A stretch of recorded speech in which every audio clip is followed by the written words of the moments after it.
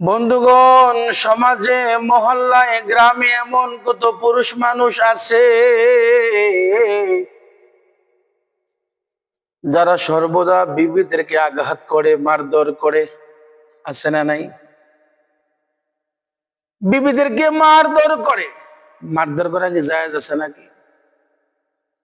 জায়েজ না হইলে মারেন কেন? স্বভাব, অভ্যাস। আপনি মনে রাখবেন,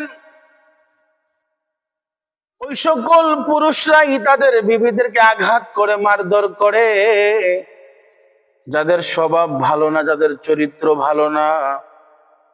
কোনদিন চরিত্রবান পুরুষ তার বিবির গায়ে হাত তুলতে পারে না। কোনদিন একজন ভালো পুরুষ তার বিবিকে আঘাত করতে পারে না, মারধর করতে পারে না। কারণ আপনি যে মারবেন, আবার যে কাছে যে শুইবেন, লজ্জা করবো না? এই মিয়া, শরম করবো না?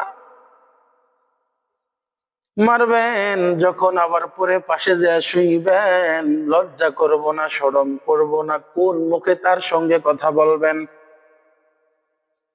এই জন্য বিবিদেরকে মারা যাবে না, আঘাত করা যাবে না। স্বামী হইয়া বিবির গায়ে আঘাত করা কি জায়েজ আছে নাকি? না জায়েজ নাই, হারাম। এই মিয়া, বউ মারা জায়েজ আছে নাকি? তো মারেন কেন? স্বভাব ভালো না, স্বভাব খারাপ। আপনি মনে রাখবেন, শুনে যান, আপনি খুশি হন আর বেজার হন, জিহাদির কিছু আসে যায় না।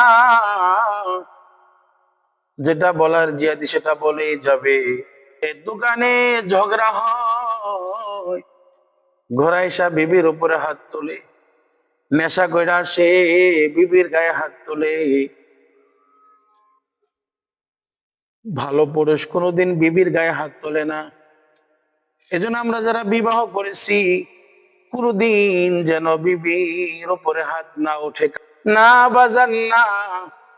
বিবি মারা জায়েজ নাই, পরিবারের উপরে হাত তোলা জায়েজ নাই, স্ত্রীর উপরে হাত তোলা জায়েজ নাই। আপনি তারে কলা কৌশলে বুঝান।